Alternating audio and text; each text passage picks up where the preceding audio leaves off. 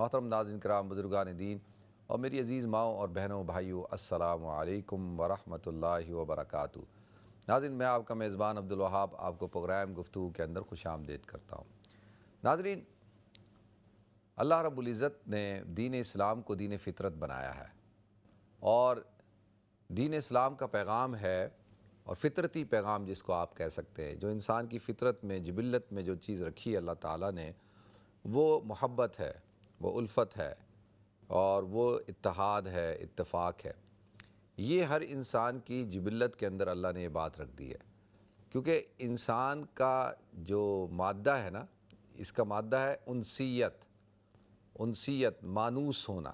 انسان کو انسان اس لیے کہتے ہیں کہ اس کے اندر مادہ انسیت پایا جاتا ہے، یہ بہت جلدی مانوس ہو جاتا ہے۔ آپ کسی ایک شخص سے ملاقات کرتے ہیں، آپ کی ملاقات چند منٹوں کی ہوتی ہے، کچھ عرصے بعد وہی شخص دوبارہ آپ کو ملتا ہے تو آپ کہتے ہیں یار تم وہی ہو نا جس کے ساتھ میں بیٹھا تھا۔ یہ تو چند منٹوں کی ملاقات ہے، اور اگر تعلق تھوڑا سا وسیع ہو، آپ نے ایک جگہ کام کیا ہو، آپ نے کوئی سفر ساتھ کر لیا ہو، اسی طریقے سے آپ نے کہیں پر کوئی کسی کام کے لیے گئے اور کسی شخص سے آپ کو کام پڑا، اس دوران آپ کی اس سے ملاقات ہو گئی، یعنی مختلف مواقع ہوتے ہیں ناظرین ملاقات کے، ملنے ملانے کے، تو انسان کو اس سے انسیت پیدا ہو جاتی ہے، اس کا تعلق بن جاتا ہے۔ وہ فوراً جب اس کو دور سے دیکھے گا پہچان لے گا، سلام کرے گا۔ تو یہ اللہ تعالیٰ نے انسان کی جبلت میں، فطرت میں یہ بات رکھی ہے۔ اگر کوئی انسان اس کے اندر انسیت نہیں پائی جاتی، اس کے اندر محبت کا جذبہ نہیں ہے، تو اس کا مطلب یہ ہے کہ وہ بیمار ہے، اس کی فطرت جو ہے وہ تھوڑی سی مسخ ہوئی ہوئی ہے، اس کو اپنی اصلاح کرنی چاہیے اور اس کو اپنا علاج کرنا چاہیے۔ تو اللہ تعالیٰ نے اسلام کی فطرت کے اندر بھی، انسان کی فطرت میں بھی، اور اسلام کی فطرت بھی کیا ہے؟ محبت کی فطرت ہے۔ اور دیکھیں انسانی آج کل آپ دیکھتے ہیں کہ جو خونی رشتے ہیں وہ ہمیں بکھرے ہوئے نظر آ رہے ہیں، وہ کہیں نہ کہیں ان میں دراڑ پڑ چکی ہے، وہ ٹوٹ چکے ہیں۔ لیکن اس کے علاوہ اگر دوستی کا رشتہ ہے، آپ کا اس کے ساتھ کوئی خونی تعلق نہیں ہے، کوئی خاندانی رشتہ نہیں ہے، لیکن وہ آپ کا دوست ہے، آپ کا پڑوسی ہے، آپ کا کلیگ ہے، اس کا آپ سے آپ کے سگوں سے زیادہ رشتہ ہوتا ہے۔ یہ ہم نے اکثر دیکھا ہے لوگوں کو کہ کتنی دفعہ کہتے ہیں یار میرے بھائی سے بڑھ کے ہے یہ۔ تو یہ کیا چیز ہوتی ہے؟ یہ اس کو کہتے ہیں کہ یہ اسلام کا تعلق ہوتا ہے، یہ محبت کا تعلق۔ تو اسلام ہمیشہ تبلیغ کرتا ہے، اسلام کی فطرت کے اندر یہ بات ہے کہ وہ محبت اور اخوت اور بھائی چارگی کو پروان چڑھاتا ہے۔ اور اس کا ہم نے عملی نمونہ دیکھا کہ کس طریقے سے جب حضور اکرم صلی اللہ علیہ وسلم تشریف لائے مکہ المکرمہ میں، تو وہاں پہ مختلف قسم کے مسائل تھے، قبائلی جھگڑے تھے، آپس میں دشمنیاں تھیں، اور وہ ایک دوسرے کے جو ہے وہ خون کے پیاسے تھے۔ لیکن جیسے جیسے اسلام لاتے گئے ویسے ویسے وہ ایک دوسرے کے رشتہ دار بن گئے، بھائی بن گئے، بلکہ اپنے حقیقی رشتہ داروں سے بڑھ کر جو ہے اسلام کا جو رشتہ تھا وہ مضبوط ہو گیا۔ اور کتنی دفعہ ایسا ہوا کہ حقیقی رشتہ دار سامنے آیا، اور کیونکہ وہ اسلام نہیں لایا تھا تو اسلام نہ لانے کی وجہ سے انہوں نے اس کو ترجیح نہیں دی، بلکہ اپنے مسلمان بھائیوں کو ترجیح دی۔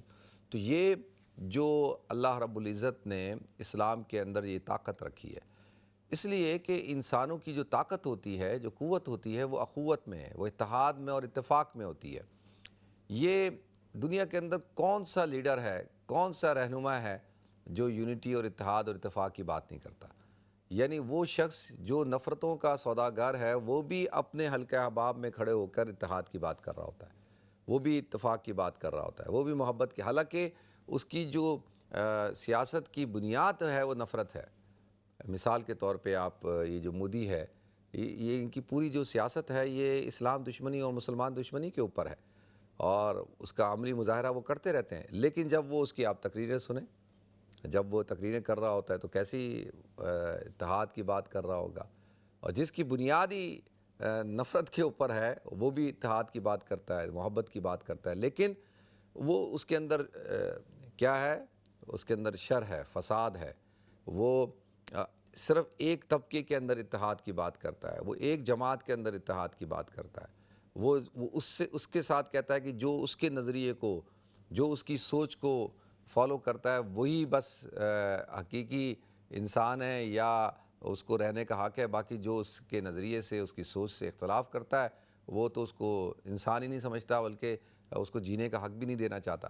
تو لہذا یہ اسلام کی طاقت تھی کہ جس طرح سے آپ نے دیکھا کہ مدینہ منورہ میں اوس اور خزرج آپس میں دو قبیلے تھے جن کی صدیوں سے دشمنی چلی آ رہی تھی، اسلام کی بنیاد پر وہ آپس میں ایک دوسرے کے بھائی بھائی ہو گئے۔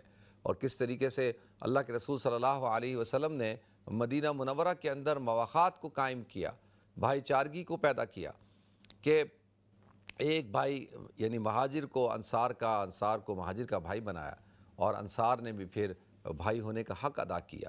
تو لہذا یہ خوبصورتی آپ کو اسلام کے اندر نظر آتی ہے۔ اسلام امت کی بات کرتا ہے، اسلام جو ہے وہ قوم کی بات نہیں کرتا، اسلام امت کی بات کرتا ہے، اسلام نسل کی بات نہیں کرتا، اسلام قومیت کی بات نہیں کرتا، اسلام زبان کی بات نہیں کرتا، اسلام کسی علاقے کی، کسی گروہ کی، کسی تنظیم کی بات نہیں کرتا، اسلام پوری انسانیت کی، پوری جماعت کی، پوری امت کی بات کرتا ہے، وہ کسی ایک نسل اور فرقے کی بات نہیں کرتا۔ اور یہ سب کچھ اللہ تعالیٰ نے اپنے فضل و کرم سے کیا۔ اللہ تعالیٰ نے قرآن پاک میں ارشاد فرمایا هو الذی ایدک بنصر المؤمنین، کہ جب مومن پکا مومن ہو جاتا ہے اور جب ایمان اس کی رگوں میں داخل ہو جاتا ہے اور جب وہ اللہ کی ذات پر یقین اور بھروسہ کرتا ہے تو پھر اللہ تعالیٰ اپنے بندوں کی مدد کرتا ہے۔ اور سب سے بڑی مدد کیا ہوتی ہے؟ سب سے بڑی مدد یہ ہے وَأَلَّفَ بَيْنَ قُلُوبِهِمْ، کہ اللہ تعالیٰ ان کے دلوں کے اندر الفت کو پیدا کر دیتا ہے۔ لو انفقت ما فی الارض جمیعا ما الفت بین قلوبہم، اللہ کہتا ہے کہ یہ اللہ کا فضل ہوتا ہے، یہ اللہ کا کرم ہوتا ہے کہ اللہ ہی ایسا کرتا ہے۔ اگر دنیا کے اندر کوئی شخص چاہے کہ لوگوں کے دلوں میں محبت پیدا ہو جائے اور وہ پیسے کے ذریعے سے، وہ دولت کے ذریعے سے، وہ سونا چاندی کے ذریعے سے جو کچھ زمین کے اوپر ہے وہ سب کچھ خرچ کر دے، لو انفقت ما فی الارض جمیعا ما الفت بین قلوبہم، کہ وہ زمین کے اوپر جو کچھ ہے وہ سب کچھ خرچ کر دے تو وہ ان کے دلوں کے اندر محبت کو پیدا نہیں کر سکتا۔ وَلَٰكِنَّ اللَّهَ أَلَّفَ بَيْنَهُمْ، لیکن اللہ کی ذات وہ ہے کہ جس نے ان کے دلوں کے اندر محبت کو پیدا کر دیا۔ کس طریقے سے ایک دوسرے کے دشمن جو ہے خون کے پیاسے ایک دوسرے کے سگے بھائیوں سے بڑھ کر ہو گئے، ایک دوسرے کی جان لینے والے ایک دوسرے کے لیے جان دینے والے بن گئے۔ ہم نے غزوات کے اندر دیکھا کہ آتش آتش کی آواز آتی ہے، پیاس پیاس، پانی پانی، اور دوسرا جب پانی پہنچتا ہے تو دوسری طرف سے زخمی کی آواز آتی ہے تو وہ کہتا ہے نہیں مجھے نہیں، میرے بھائی کو پلاؤ، اس کو وہ کہتا ہے مجھے نہیں، میرے بھائی کو پلاؤ، ہے وہ ایک دوسرے پہ لوگوں کو ترجیح دینا شروع کر دیتے ہیں۔ یہ اسلام کی طاقت ہے، یہ اسلام کی محبت ہے، اور یہی سب سے بڑی طاقت ہوتی ہے۔ یہ یعنی اگر آپ متحد ہیں، اگر آپ کے اندر اتحاد ہے، یونٹی ہے، تو اس سے بڑی کوئی طاقت نہیں ہے۔ حضور اکرم صلی اللہ علیہ وسلم نے ارشاد فرمایا کہ مومنین کی مثال ایسے جیسے کہ ایک عمارت، اور جو یشد بعضہ کبعضا، جیسے اس ایک عمارت کے اندر جو اینٹیں ہوتی ہیں اور وہ اینٹیں ایک دوسرے کے ساتھ جڑی ہوئی ہوتی ہیں، اور ایک دوسرے کے ساتھ اینٹ دیکھیں چھوٹی سی ہوتی ہے، اور اگر آپ ایک اینٹ کو دوسری اینٹ اور دوسری اینٹ سے تیسری اینٹ لگانا شروع کریں تو آپ ایک بہت بڑی جو ہے وہ دیوار کھڑی کر سکتے ہیں، ایک احصار کھڑا کر سکتے ہیں، ایک قلعہ بنا سکتے ہیں۔ اور وہ قلعہ کتنا مضبوط ہوتا ہے، کیونکہ ایک اینٹ جو ہے اس کی، ہر ایک اینٹ کی اپنی ایک حیثیت ہوتی ہے۔ تو اسی طرح سے امت کے ہر فرد کی اپنی ایک حیثیت ہے اور اس کی ایک طاقت ہے۔ تو اسلام جو ہے وہ اس بات کا پیغام دیتا ہے۔ حضور اکرم صلی اللہ علیہ وسلم کی اگر آپ تعلیمات اٹھائیں تو اس تعلیمات کے اندر اللہ کے رسول صلی اللہ علیہ وسلم نے اس بات پر فوکس کیا کہ دیکھو آپس میں متحد ہو جاؤ، آپس میں متحد ہو جاؤ، آپس میں متحد ہو جاؤ، اور تمہارا ایک دوسرے کے ساتھ تعاون کس بات پر ہونا چاہیے؟ قرآن کہتا ہے وَتَعَاوَنُوا عَلَى الْبِرِّ وَالتَّقْوَىٰ وَلَا تَعَاوَنُوا عَلَى الْإِثْمِ وَالْعُدْوَانِ، کہ ایک دوسرے کے معاون بنو، مددگار بنو نیکی اور تقوی کے کام کے اندر۔ جہاں پر بھی نیکی کا کام ہے، تقوی کا کام ہے، جہاں پر بھی فلاح کا کام ہے، خیر کا کام ہے، انسانیت کی خدمت کا کام ہے، دین کی خدمت کا کام ہے، وہاں پر تم ایک دوسرے کے معاون اور مددگار بن جاؤ۔ یہ اسلام کا پیغام ہے کہ ایک دوسرے کے ساتھ معاونت کرو، اور نیکی کے کاموں میں، تقوی کے کاموں میں، اور گناہ کے کاموں میں، اللہ کی نافرمانی کے کاموں میں جو ہے وہ ایک دوسرے کے ساتھ تعاون مت کرو۔ المومنون والمومنات بعضهم اولیاء بعض، کہ مومن مرد اور مومن عورتیں ایک دوسرے کے دوست ہیں۔ یامرون بالمعروف وینہون عن المنکر، اور ان کی دوستی کیا ہے کہ وہ امر بالمعروف کرتے ہیں، نیکی کا حکم کرتے ہیں اور برائی سے روکتے ہیں۔ تو اسلام ہمیشہ آپ دیکھیں گے کہ اسلام کا پیغام کیا ہوتا ہے. اسلام کا پیغام ہے محبت کا، الفت کا، اور یہی اساس ہے، بنیاد ہے. جس معاشرے کے اندر احساس ختم ہو جائے، محبت ختم ہو جائے، جس معاشرے کے اندر، جس سوسائٹی کے اندر ایک دوسرے کے لیے رحم دلی کا جذبہ ختم ہو جائے، تو وہ نہ سوسائٹی برقرار رہ سکتی ہے، نہ وہ خاندان پنپتا ہے. وہ خاندان بھی ختم ہو جاتا ہے. جہاں پر نفسا نفسی شروع ہو جائے، جہاں پر اپنی ذات، میری ذات، اور انا اور میں اور میرا گھر، میرے بچے، میری بیوی، اور میں شروع ہو جائے، تو پھر میں کرنے والی زیادہ تر بکریاں جو ہے ان کو ہی ذبح کیا جاتا ہے، کیونکہ وہ شور زیادہ کرتی ہیں. تو قصائی کہتا ہے اس کو پہلے ذبح کرو، یہ میں بہت کرتی ہے. تو لہذا یہ جو میں ہے، اس کا تصور اسلام کے اندر نہیں ہے. اسلام میں نحنو کا تصور ہے. نحنو، ہم، یہ اصل بنیاد ہے. یہ جب تک ہمارے اندر ہم نہیں ہوگا، اس وقت تک ہم دنیا کے اندر سرخرو نہیں ہو سکتے. آج الحمدللہ حضور اکرم صلی اللہ علیہ وسلم کی امت ہر خطے کے اندر موجود ہے. دنیا کے ہر ملک میں آپ چلے جائیں، آپ کو جو ہے وہاں اسلام نظر آتا ہے، مسلمان نظر آتے ہیں، اور اسی علاقے کے ہیں، کوئی مائگریٹڈ نہیں ہے. یعنی یورپ کے ہارٹ کے اندر بوسنیا ابھی میں ہو کے آیا کہ وہاں پر وہاں کے مقامی لوگ ہیں جو مسلمان ہوئے، اور بغیر کسی زور زبردستی کے، بغیر کسی تلوار کے، بغیر کسی کے پریشر پہ، یعنی خوش دلی کے ساتھ اسلام کی تعلیمات کو دیکھ کر، اور صحابہ کرام اور مسلمانوں کے اخلاق کو اور کردار کو دیکھ کر جو ہے وہ مسلمان ہوئے. آپ یہ جو ایک یورپ کا ملک ہے جارجیا، آپ حضرات نے اس کا نام سنا ہوگا. اس کا ایک شہر ہے تبلیسی.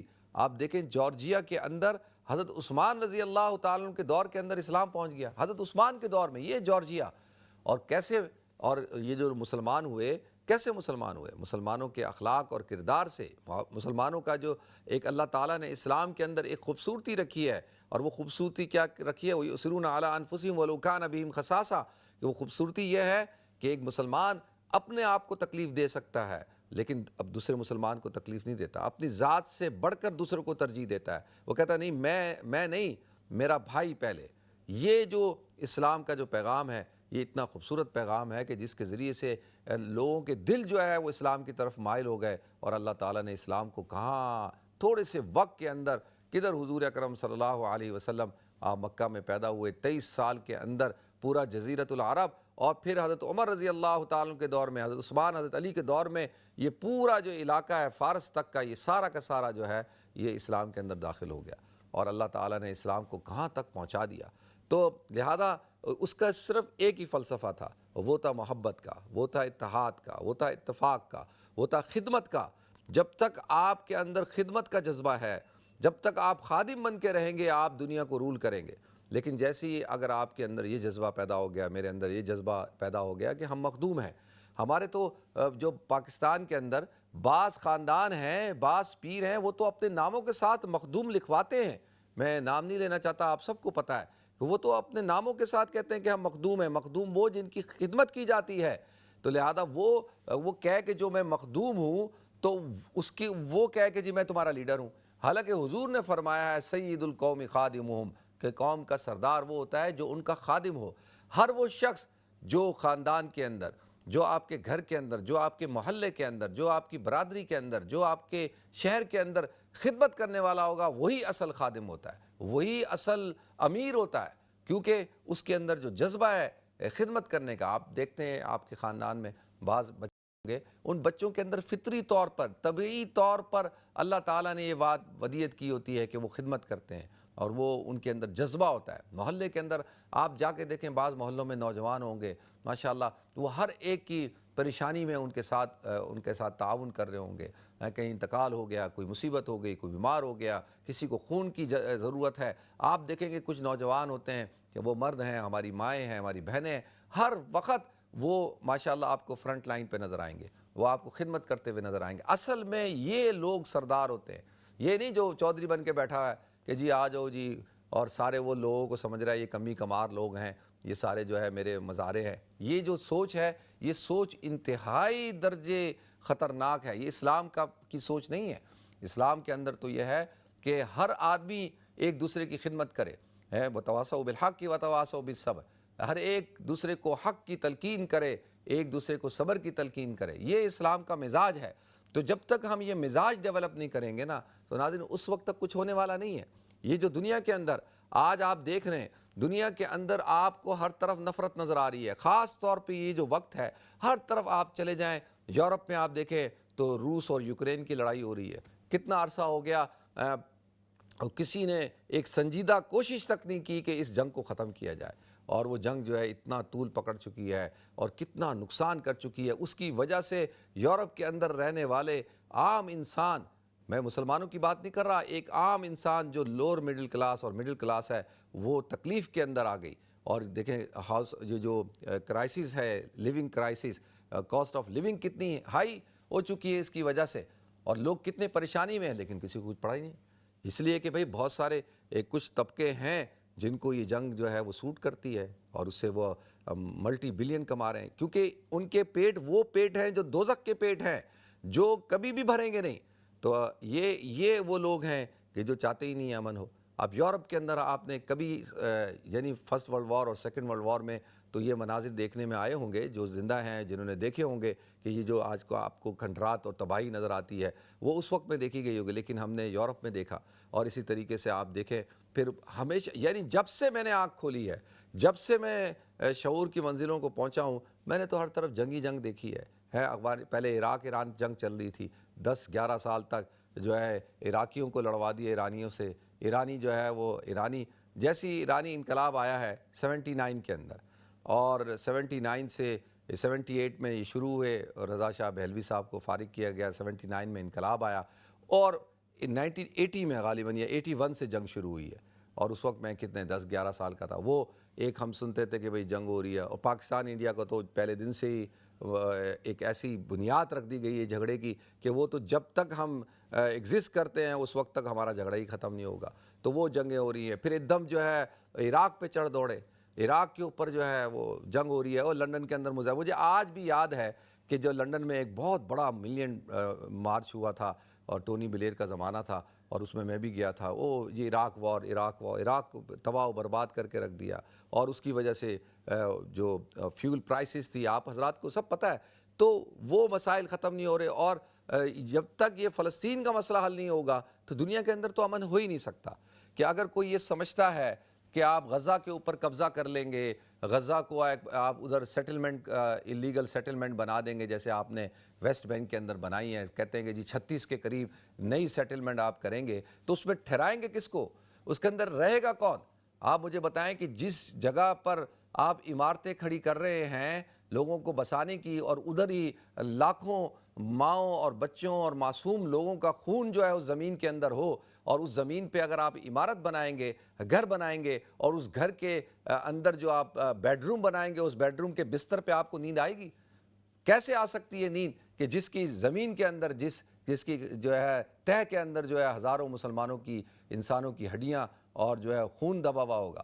تو آپ جو ہے انسانی لاشوں کے اوپر جو ہے وہ عمارتیں قائم کرنا چاہتے ہیں.